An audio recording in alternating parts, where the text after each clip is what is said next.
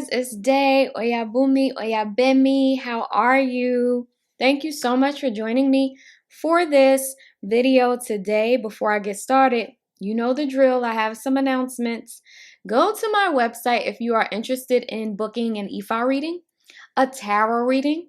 If you're interested in learning different topics like how to complete Oshe Ifa, which is Ifa Day. If you want to learn more about Ori, which is your higher self, your inner spirit.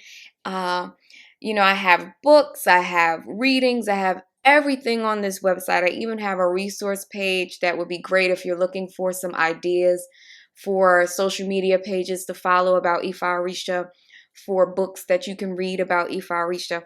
All of those wonderful things are on my website right now. Click the link in the description box for more information. Okay, great. Greetings, Yeye Ifabukunmi. How are you today? I am doing well by the grace of Olodumare, Irumale, and my ancestors. Ashe, Ashe, Aboru, Aboye, Yeye. Thank you so much for joining me today.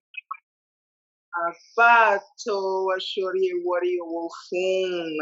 wanted to invite you on because I feel like there's a conversation we've had a number of times that I know would be so helpful for my viewers to take part in. So that's why I wanted to do this today. So I'm just really grateful to have you here. And I wanted to ask, can you start by introducing yourself to the viewers?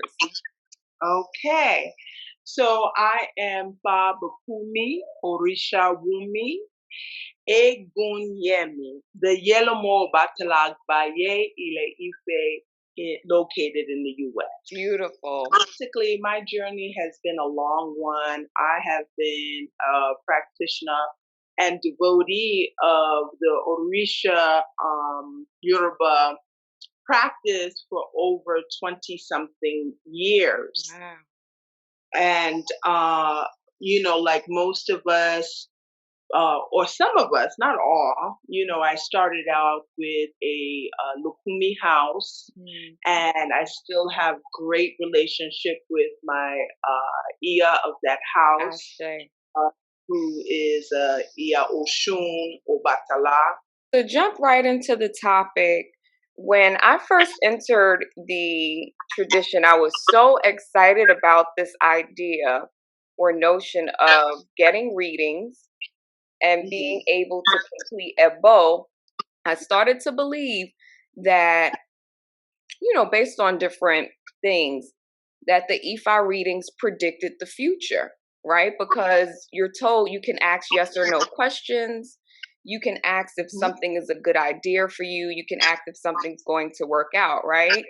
So for myself and some of my clients, there's been a couple of times when I've been disappointed because I thought I was getting a prediction from Ifa and then it didn't come to pass. So for instance, I have clients in prison. Shout out to you guys. Thank you so much for trusting me to connect you to services, and bless you.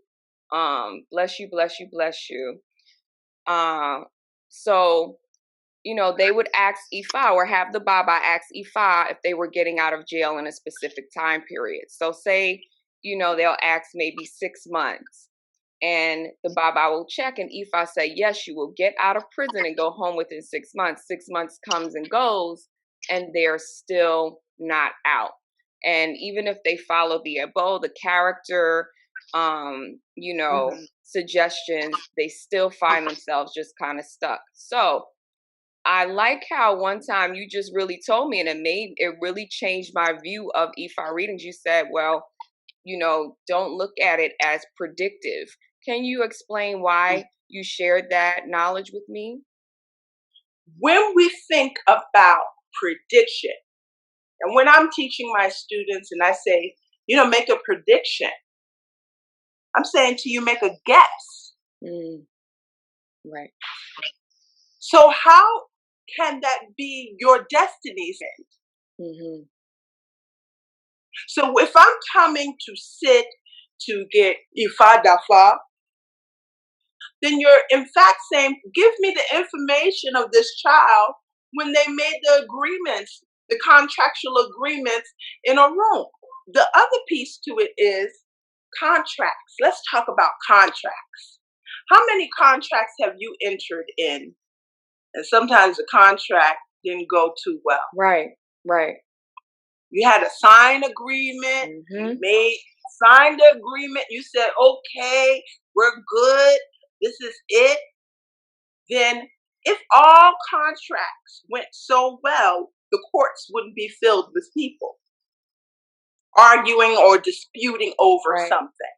Right. So a lot of times what you see in Dafa is the agreements that you made in a room. Now, know that there are times that agreements can be changed. You may have an addendum to that agreement, right? You may say at this point in time, I agreed to do this. I may want to go over here and do this. Or you just completely you didn't, when you came, you're like, I don't want this. I don't want this. I don't want this. I don't want this. I don't want this. And it may not even be a conscious thought, right? It may be conscious and it may be unconscious, right? In some instances, right? Because when we are dealing with a lot of environmental conditions that may even cause us trauma.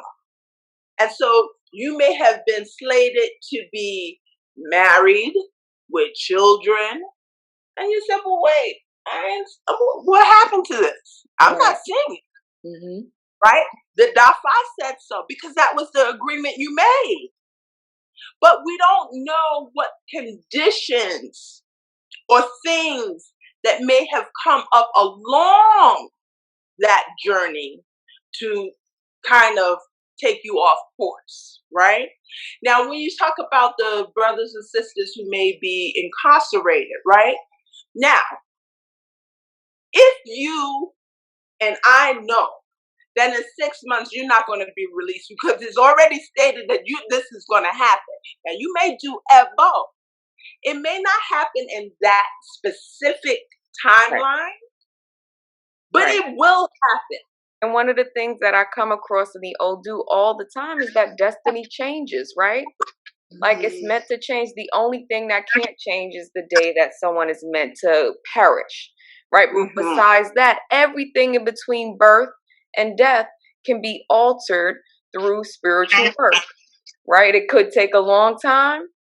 It can be very difficult, but it can change. So I think when we're getting these readings and what I consider to be predictions, it's kind of, it's loosely translated because whatever I'm being told can be altered. It can change from moment to moment.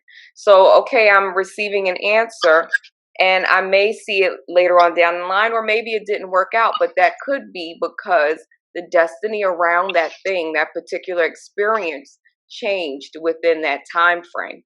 And it's just really helpful to know these things and to look at them clearly because, like I said, when I came in, it was just like oh my goodness, I'm thinking Ifa's a magic bullet. Like, really, I'm going to put in stuff and I'm going to see a result, but it's not always that quick, that straightforward. And sometimes you might not see it, but there's, like you said, there's other factors involved in that. And I think that that's what we don't see, the other conditions that may be surrounding. So the Ifa reading is accurate. That's no doubt. It's pulling the information from your destiny and from your agreement that you made, right? However, conditions, may change, circumstances may change. So now I always say, let's look at I'll give you my 4 factors, but I also give you these 3 factors. So there's hereditary factors, Right. there's environmental factors, and there's character Yep. factors, right? That may change the course of what you agreed to do. Because remember, also, it's about what did you agree to do when you came here. Ashe. So the other thing is that one, it may not be the right time. There you go. Ashe. Timing. Timing. So it's telling you about some other factors. So timing, right? Of course, we spoke about character. We have human enemies. We have, spiritual enemies. Even the mothers. Maybe you've offended the mothers.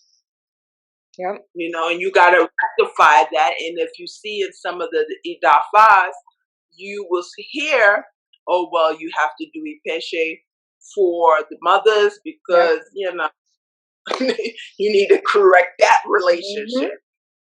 And that does not necessarily mean the primordial mothers. It may even mean the sister that you were speaking to yesterday. Yeah. And you know her relationship. Your own mother. Your mother. Right. Your mother, your sister, your aunt. And even when we go and we get dafa, maybe that awo or babalao or ianifa who's doing the reading, she or he may have some verses, but that's the extent to their verses. Right. There may be some more verses that are more applicable to your situation. We're like, oh wow, now I get it.